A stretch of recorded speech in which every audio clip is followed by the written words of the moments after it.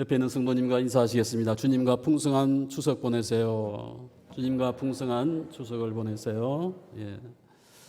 2주 전인가요? 일부 예배를 마치고 나서 어떤 집사님께서 음료수를 주셨습니다. 이 음료수 안에는 뚜껑 안에 알약 2개가 있었는데요. 이것을 어떻게 꺼낼까 고민을 하다가 이것을 쏟아 부었습니다. 부었더니 알약만 나온 게 아니고 안에 있는 음료도 같이 나왔어요. 그래서 어떻게 먹는지 몰랐기 때문인데요.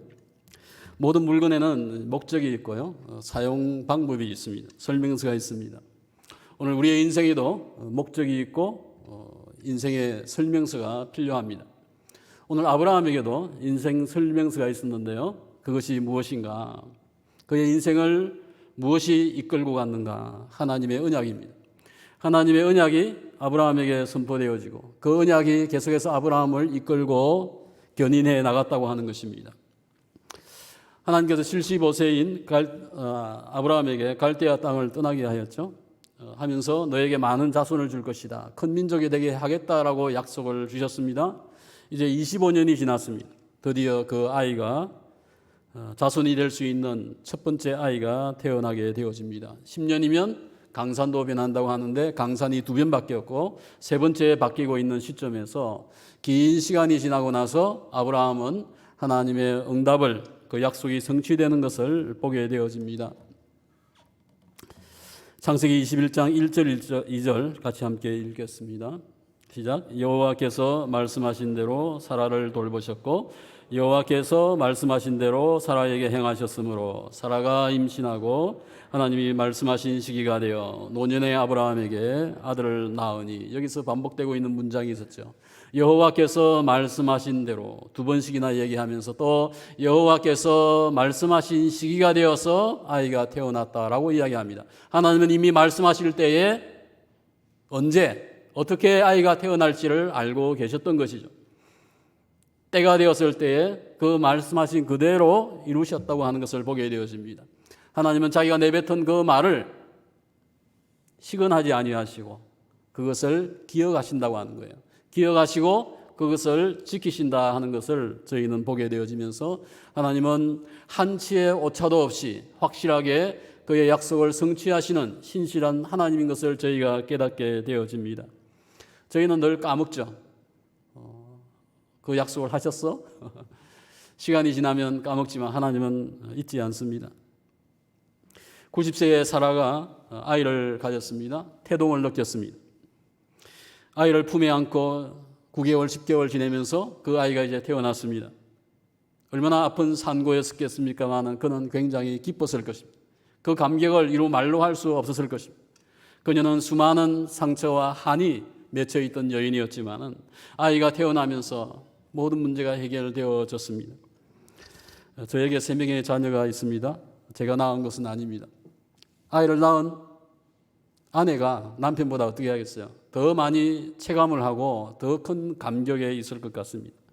오늘 이삭을 낳은 사라가 진정한 아이를 낳으면서 하나님이 약속하신 것이 내 몸에서 나타나고 지금 아이가 현실로서 나타나 있는 이 상황을 보면서 그는 믿음을 가지게 되어집니다. 내가 아이를 가졌다. 내가 아이를 낳다니 놀라운 감격이 사라에게 있었을 것이고 사라의 삶이 바뀌게 되어집니다. 6절 말씀 함께 봉독하시겠습니다. 사라가 이르되 하나님이 나를 웃게 하시니 듣는 자가 다 나와 함께 웃으리로다. 한 아이가 태어나고 약속이 이루어질 때에 그 가정에 무엇이 왔습니까? 기쁨이 왔고 웃음이 왔다고 하는 것이죠. 하나님이 나를 웃기셨다. 표현이 좀 이상하지만 사라에게는 진정한 웃음이 왔습니다. 성경에 보면요, 창세기에서 사라가 2번 웃습니다. 18장에서 너의 아내가 사라가 아이를 낳을 것이다 라고 이야기할 때에 옆에서 듣고 있던 사라가 속에서 소리 나지 않게 몰래 웃었는데요.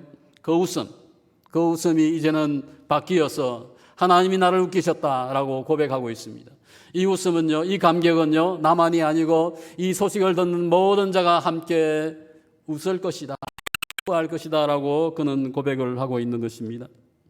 창세기 11장 30절 속에서요, 갈대아 땅을 떠나기 전에 갈대아 우르에서 하나님께서 많은 자손을 주겠다고 약속을 하셨죠. 하지만 그때의 사라의 몸이 어떠하다고 했습니까?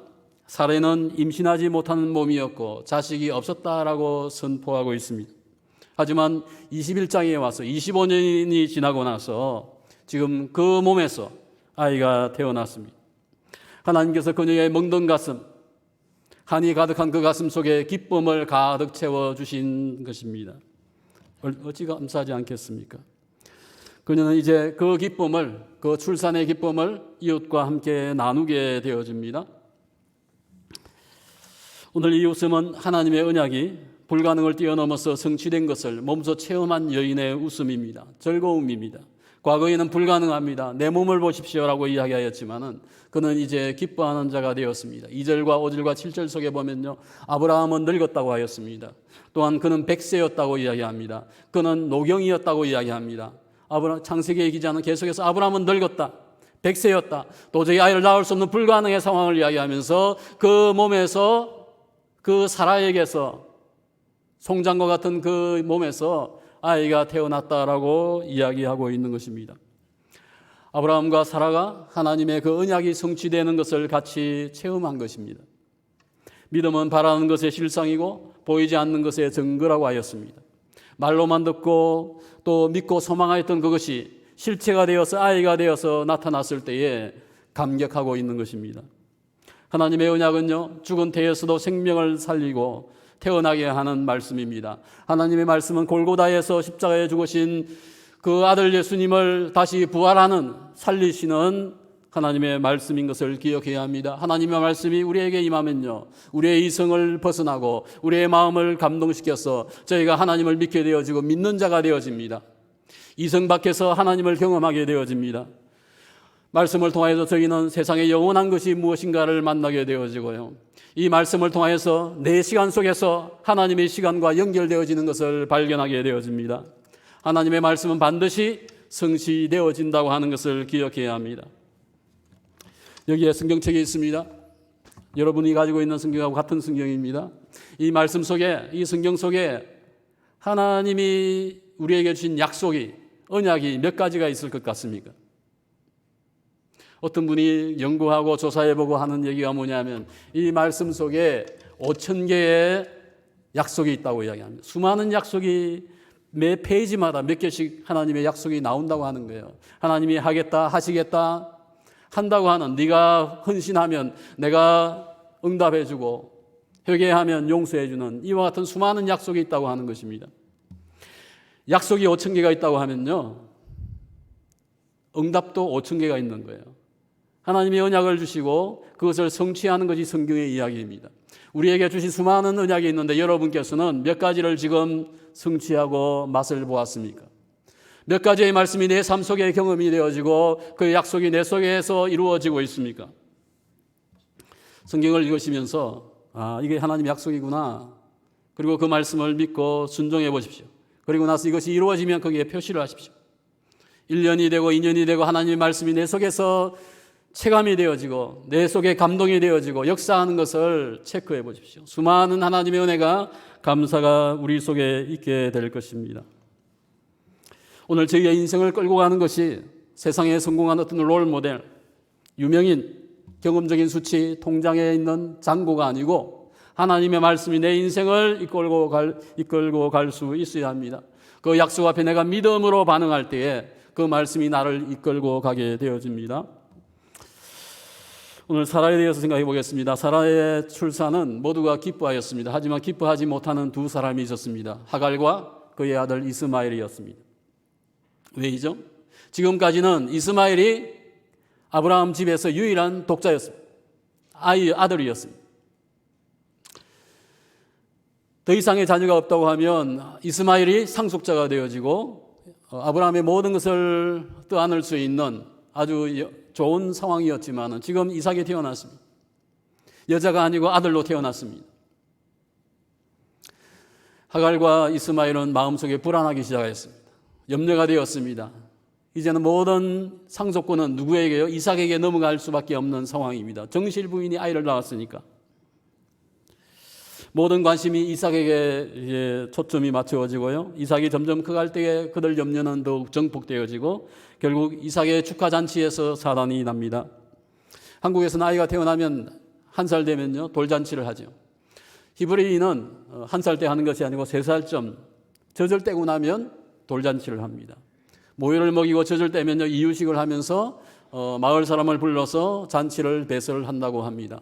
한나가 사무엘을 낳고 나서 젖을 떼고 나서 이 아이를 어떻게 해요? 엘리에게 맡기지 않습니까? 어느 정도 성장을 하고 나서 한 서너 살 되고 나서 잔치를 배설하는 상황이 되어집니다. 이 상황 속에서 21장 9절 말씀 한번 보시겠습니다. 9절 말씀 읽겠습니다. 사라가 본즉 아브라함의 아들 애굽 여인 하갈의 아들이 이삭을 놀리는지라. 잔치의 흥이 한참인데 사라의 눈에 문득 뭐가 보입니까? 이스마엘이 3살 된 서너 살 된 아이를 놀리고 있는 거예요. 그것을 보고 사라가 펄쩍 뛰면서 화가 난 거죠. 여보, 저 하갈의 여종의 아들 저 아이를 당장 내쫓으세요. 오늘 사라가 갑자기 이와 같이 이야기합니다. 이 놀리다고 하는 것은요 웃다고 하는 것과 같은 단어입니다.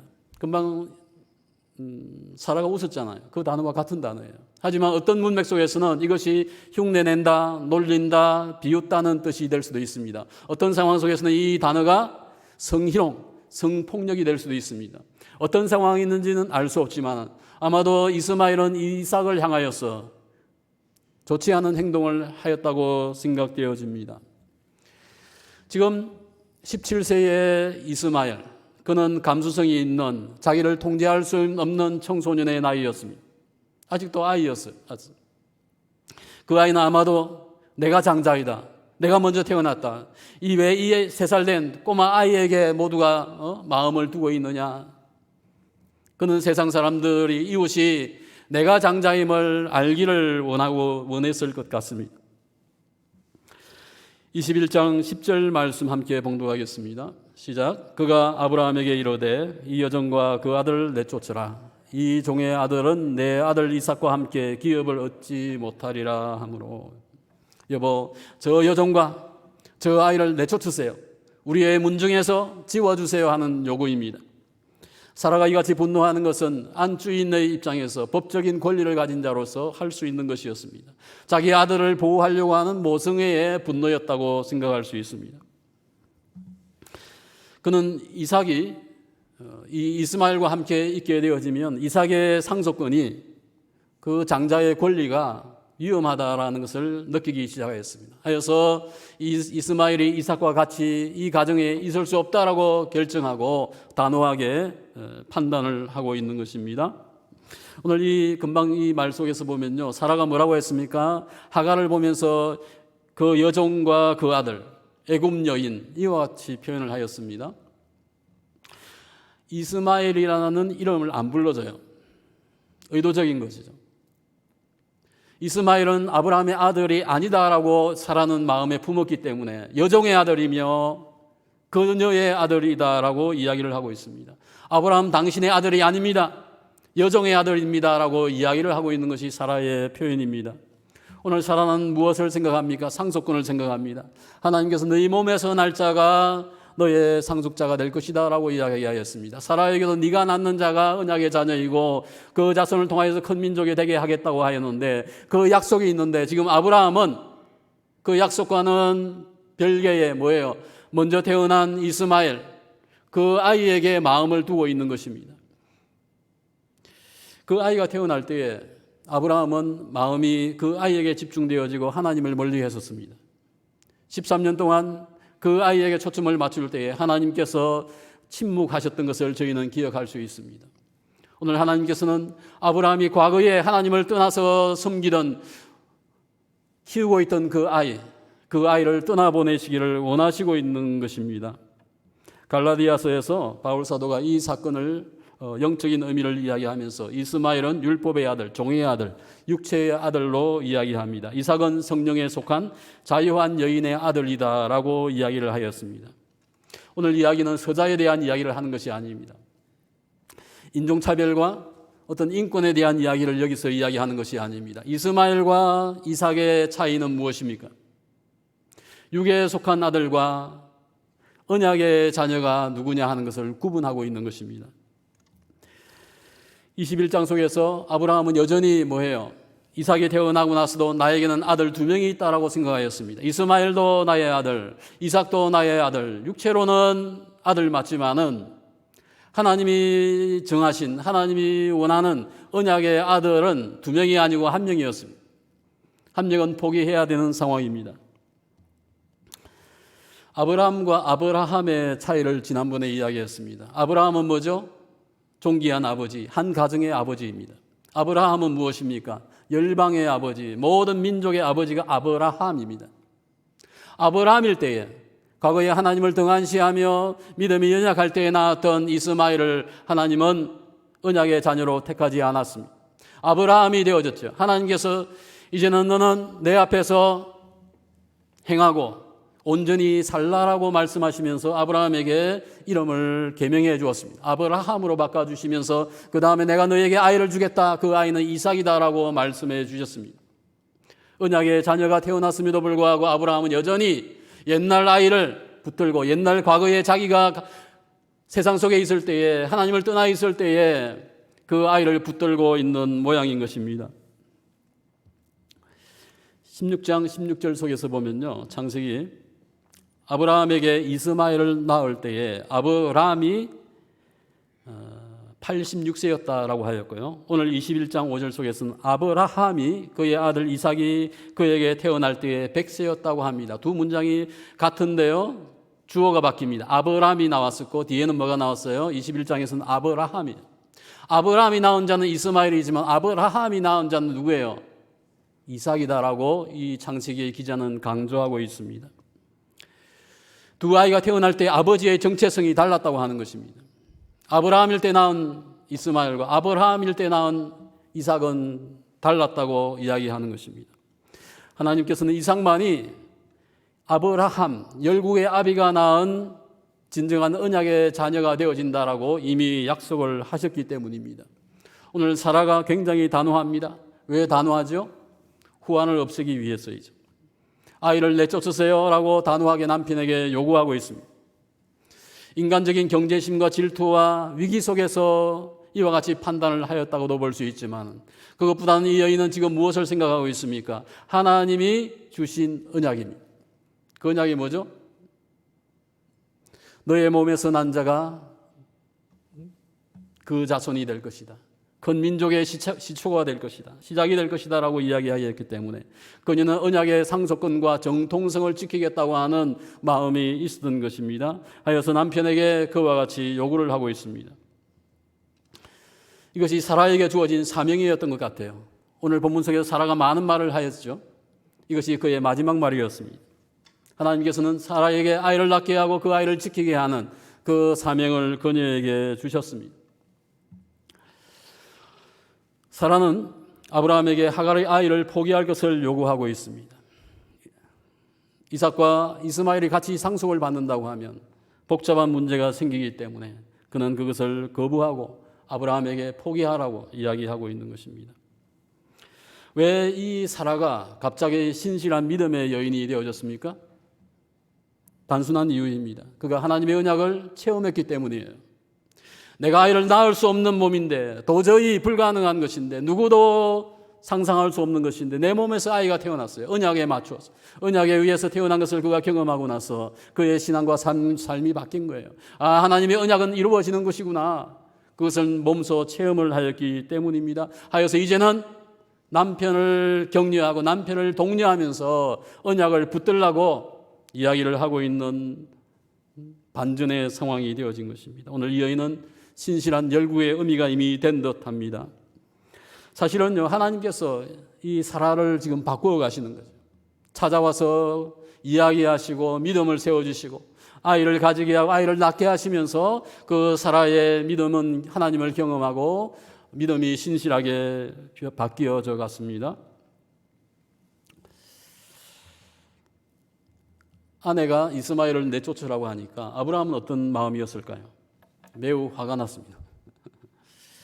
그렇게 할 필요까지 있느냐. 이미 이삭은 3살 되었고 여전히 이스마엘은 이 가정에서 살고 있는데 나중에 뭐 이삭에게 상속권을 주면 되지, 이런 마음이죠. 86세에 얻어서 17년 동안 이 아이를 애지중지하면서 이 아이와 함께 진짜 친아들 맞잖아요. 이 아이와 함께 했는데 이 아이를 포기하라고 하니 미칠 지경이 아닙니까? 나 죽어도 못해. 솔직히 이런 마음 아니겠습니까? 여러분이 여러분의 자식을 포기하라고 하면 누가 포기할 수 있겠습니까? 아브라함이 사라가 이렇게 얘기합니다. 내 아들 이삭이라고 표현합니다. 부부가 같이 이야기하면요, 우리 이삭이라고 해야 되죠. 우리 아이.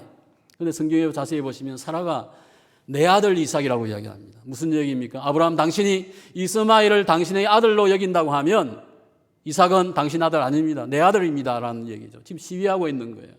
내 아들 이삭, 내 아들 이삭을 위해서. 이 상황 속에서 아브라함은 더욱 고민을 하게 되어집니다. 11절 말씀에 보면 아브라함이 그의 아들로 말미암아, 그의 아들 누구입니까? 그가 아들로 여기고 있는 이스마엘이죠. 이스마엘 일로 말미암아 매우 근심이 되었다라고 이야기하고 있습니다. 아브라함은 여전히 2 아이가 있는 거예요. 이스마엘도 있고 이삭도 있고 이 2명을 다 차지할 수 있는 평화주의자. 하나를 포기하지 아니하고 모두를 내가 다 책임질 수 있다라는 생각을 지금도 하고 있는 것입니다. 사랑하는 성도님들, 오늘 이와 같은 상황들 어떻게 생각하십니까? 사라는 지금 뭘 주장하고 있는 것은 원칙입니다. 하나님의 언약의 말씀을 순종해야 된다. 하나님이 이삭이라고 하였는데 왜 당신은 자꾸 이스마엘을 포함시키려고 하느냐. 아브라함은 아버지로서의 부정, 인격적, 인간적인 정이 있잖아요. 온정이 있잖아요. 이것에 집착을 하면서 난 도저히 그럴 수 없다. 내가 아버지인데. 이와 같은 갈등이 생길 때에 하나님께서 어떻게 하십니까? 갑자기 그 부부의 갈등 사이에 개입을 하십니다. 12절과 13절 속에 보면 하나님이 갑자기 나타나셔서 말씀하시면서 교통정리 쫙 합니다. 하나님이 개입하시니까 문제가 다 해결되어집니다. 무엇이라고 하였습니까? 먼저 아브라함에게 이 일로 네가 근심하지 말라라고 이야기합니다. 하나님께서 아브라함이 지금 근심하고 있는 걸 아시는 거죠. 근심하지 말라. 사라가 너에게 요구하는 것을 응해 주어라고 이야기합니다. 이삭에서 나오는 자가 너의 씨이다라고 하나님이 말씀해 주십니다. 다시 말씀해 주신 거죠. 하지만 여종의 아들도 너의 씨니까 내가 그도 한 민족이 될 수 있게 해주겠다라고 약속을 해줍니다. 하나님이 또 이제 이스마엘에 대한 약속을 해주신 거죠. 하나님께서 아브라함과 사라에게 새 이름을 주었습니다. 태어날 아이의 이름도 주었습니다. 이미 이 아브라함과 사라와 이삭은 뭐예요? 언약의 가정이 이제 이루어지는 거예요. 근데 그 언약의 가정이 이루어지는데 지금 이스마엘이 추가가 되어지면 복잡해진다고 하는 것입니다. 이삭만이 아브라함의 자손이고 하나님은 이삭의 후손과 영원한 언약을 맺으신다고 이미 말씀하셨습니다. 아브라함은 자신이 어떻게 해야 될지 알지만은 이스마엘 때문에, 인간적인 정 때문에 이것을 포기하지 못하고 있는 것입니다. 아브라함은 이제 어찌합니까? 하나님이 약속을 하니까 그의 후처와 하갈, 그녀의 아이를 과감하게 떠나보내고 있습니다. 21장 14절 말씀 함께 봉독하시겠습니다. 시작. 아브라함이 아침에 일찍이 일어나 떡과 물 한 가죽 부대를 가져다가 하갈이 나가서 브엘세바 광야에서 방황하더니, 하나님의 말씀이 있고 그 다음날 아침에 일찍 일어났습니다. 항상 보면 아브라함은 순종할 때는 막 일찍 해요. 이삭을 바칠 때도 그 다음날 아침에 벌떡 일어나서 일찍 준비하고요. 그의 마음에 결정이 난 거죠. 하여서 하갈과 이스마엘을 떠나보내자. 떡을 준비합니다. 염소 가죽 부대인데요. 이 가죽 부대에 물을 1.5리터 정도 되어지는 양을 넣어서 그것을 하갈의 어깨에 메어주고 그 아이와 함께, 이스마엘과 함께 떠나가게 해줍니다. 냉정하죠. 성경에 보면요, 그 2 모자가 나갔는데 광야에서 방황하였다라고 이야기하고 있습니다. 굉장히 매몰찬 아브라함입니다. 갑자기 바뀌어버렸습니다. 그는 많은 재물도 있었고요, 하인도 있었습니다. 하인 1-2명, 재물 일부를 떼어주어도 살아도 오케이 했을 거예요. 하지만 아브라함은 아무것도 딸려보내지 않습니다. 왜 갑자기 이와 같이 태도가 돌변하였습니까? 아브라함은 이제 자기는 뭐예요? 자신이 이제는 어떤 존재인지, 내가 언약의 자녀가 되어지고 하나님을 어떻게 신뢰해야 하는지를 깨닫기 시작하였습니다. 나는 이제 더 이상은 이전의 아브라함이 아니다. 이스마엘 때문에 집착하면서 하나님의 언약을 등한시하던 아브라함이 아니다. 아브라함이다라는 것을 그는 깨닫기 시작한 것입니다. 의도적인 것이죠. 떡과 물을 조금 주어서 보내는 것입니다. 왜입니까? 아이에게 정을 떼기 위해서. 더 이상 이 아비를 의지하지 말라고 하는 그와 같은 메시지도 되겠지만 더 중요한 이유가 있었습니다. 아브라함은 이스마엘을 보내는 것이 하나님의 뜻인 줄 깨닫고 나서 그는 이제 하나님의 약속을 다시 의지합니다. 네 여종이 낳은 아들도 그도 한 민족이 되게 해주겠다고 하는 약속을 아브라함이 듣고 나서 좋습니다, 하나님. 그러면 내가 이 아이를 포기할 테니까 이 아이를 살려주시고 한 민족이 되게 해달라고 하는 믿음이 생긴 거예요.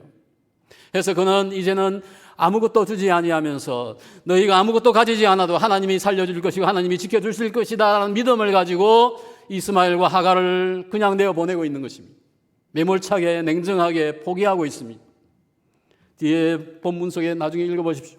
하나님께서 천사를 통하여서 갈증나서 죽을 수밖에 없는 상황들 속에서 물을 주시면서 한 민족의 아비가 되게 하는 것을 저희가 보게 되어집니다. 오늘 아브라함의 이 행동은 아버지의 마음이죠. 이스마엘 그에 대한 사랑하는 마음을 가지고 이와 같이 행하고 있습니다. 이제부터는 나를 의지하지 말고 너희가 신뢰하고 의지해야 될 자가 누구라는 거예요? 하나님이라고 하는 거예요. 하나님께 매달리라고 이야기하고 있는 것입니다. 애굽에서 거짓말하고 선물로 얻어온 종이 있었는데 노비가 있었는데 그 중에 하나가 하갈 여종이었습니다. 28년간 이 가정 속에 살면서 아이도 낳았습니다. 하지만 아브라함의 신앙에 장애가 되었고요. 또 그 가정에 수많은 풍파를 일으키는 장본인이 되어졌습니다. 하갈과 이스마엘이 떠나게 되어지면서 온전한 다시 언약의 가정을 이루게 되어지는 것을 보게 되어집니다. 그 가정에 있었던 교만과 질투와 비신앙적이고 세속적인 요소를 이제 끊어내고 있는 모습입니다. 거룩한 축복의 집안이 되기 위해서 그 가정에 문제가 되어지는 죄악된 것을 내어보내고 있는 모습이 오늘 이 상황이 되어집니다. 아브라함은 내가 이 가정을 지킬 수 있어. 내가 이스마엘도 지킬 수 있고 이삭도 지킬 수 있어. 나는 모두의 아버지가 될 수 있다라고 생각하였지만 하나님은 너는 할 수 없다라고 말씀하시면서 이삭만을 너가 하나님의 자녀, 언약의 자녀로서 삼아야 한다라고 말씀하고 있습니다. 아들 이스마엘을 이제 포기하고 그의 운명을 하나님께 맡기고 있는 것입니다. 하나님이 내가 네 문제를 해결해 줄게. 이스마엘도 한 민족이 될 것이다 하면서 다시 나를 의지하라고 이야기한 것이죠. 아브라함은 이제 아들을 포기하고 있습니다. 오늘 아브라함과 사라가요, 각자의 정체성을 회복하고 있습니다. 부모가 정체성을 회복하니까 가정의 변화가 오게 되어집니다. 가정이 바뀐 거예요. 가정의 정체성이 바뀌어지게 되어집니다. 오늘 성도님께서 내 남편과 내 자식과 내 아내를 내가 책임질 수 있다라고 생각하고 있습니다. 내가 내 가정을 충분히 이끌 수 있다라고 생각하고 있습니다. 하지만 나는 내 가정을 온전히 이끌 수 없다 해서 시작을 해야 합니다. 하나님만이 내 가정에 정체성을 세워주고 회복해 줄 수 있다고 하는 거예요. 정체성이 무엇입니까? 오늘 여러분의 정체가 무엇입니까? 나는 할 수 없는 존재라고 하는 것을 깨닫는 것이 나의 정체성을 깨닫는 것입니다. 나는 무능력하여서 하나님이 아니면 안 됩니다 하는 것을 깨닫는 것입니다. 오늘 아브라함은 아이를 내어 쫓아야 하는 상황들 속에서 내가 할 수 없다, 무능력하여 고민하여 힘든 상황 속에서 어쩔 수 없는 상황 속에서 하나님께서 개입하여서 문제를 정리해 주셨습니다. 오늘 우리의 가정에 내 문제 속에 하나님이 개입하셔야 하는데요, 하나님이 언약하시는데요, 약속하시는데요, 그것을 믿고 아이를 내보내듯이 포기하는 아브라함이 저희가 되어야 되겠습니다. 어떤 아내가 자기 남편에게 이와 같이 얘기를 하는 것을 보았습니다. 당신같이 이성이 강하고 합리적이고 부정적인 인간이 어떻게 하나님을 믿게 된 것인지 참 신기하다. 이해가 안 된다. 참 하나님이 위대하시다라고 이야기합니다. 오늘 믿음의 조상 아브라함이 그러한 존재였습니다. 그가 처음부터 믿음이 철저했던 자가 아니잖아요. 거짓말하고요. 이 앞장에 20장에 가서 또 거짓말합니다. 아내를 또 누이라고 속이는 사건이 또 생겨요. 깨어져도 여전히 연약한 아브라함의 모습을 저희는 보게 되어집니다. 그가 믿음을 소유한 것은요, 하나님이 불가능한 그에게 은혜를 주시고 믿음을 주셨기 때문입니다. 12장에서 21장까지 아브라함은 계속 깨어집니다. 하지만 그는 이제 드디어 그 마음에 키우고 있던 그 우상 이스마엘을 내어놓고 포기하고 하나님의 언약의 자녀 이삭만을 온전히 소유하면서 자신의 정체성을 회복하게 되어집니다. 저희도 아브라함에서 벗어나서 아브라함의 정체성을 회복하여야 합니다. 이제 더 이상 육체 속에 살면서 불신하는 신앙이 되어서는 아니 될 것입니다. 사랑하는 성도 여러분, 나의 정체성이 무엇입니까? 육체 중에 행하며 즐기는 헛된 욕심과 과거의 습성들, 이제는 끊어야 할 때가 되지 않았습니까?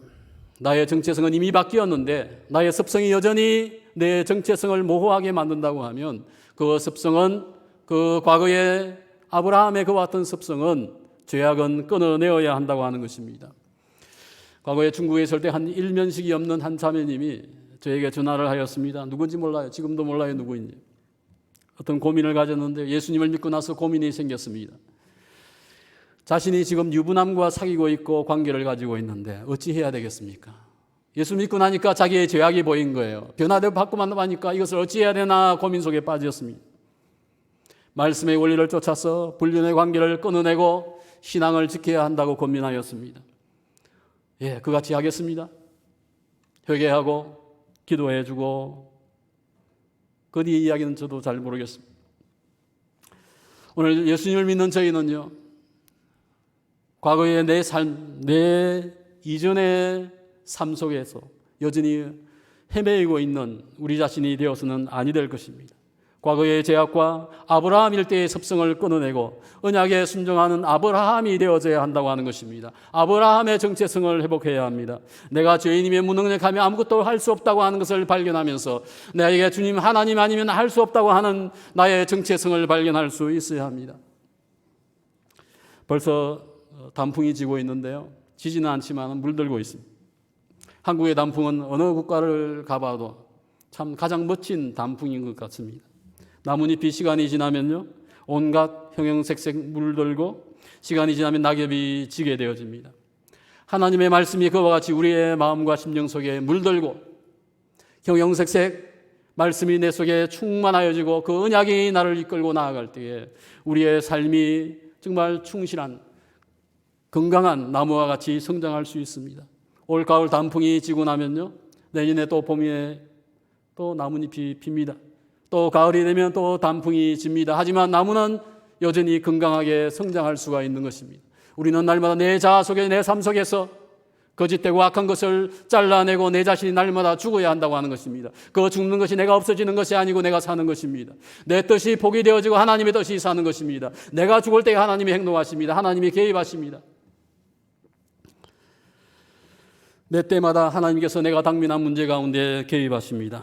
저희는 하나님을 경험할 때마다 신앙의 매듭을 하나씩 지으면서 나의 정체성을 더욱 회복해 나가야 합니다. 하나님이 말씀하신 대로 돌보시고 하나님이 말씀하신 대로 지키시고 하나님이 말씀하신 때에 이루셨습니다. 오늘 우리의 삶 속에도 하나님의 언약을 붙들고 있다고 하면, 내게 주어진 약속이 있다고 하면 그 약속을 붙들 때에 하나님께서 그 때에 그 방법을 통하여서 우리에게 역사하실 줄로 믿습니다. 이제 저희 모두는 내 인생을 이끌고 가시는 하나님의 약속을 믿고 주님의 뜻에 순종하며 자신의 정체성을 회복하는 성숙한 그리스도인이 되시기를 축원합니다. 이 시간 함께 기도하실 때 나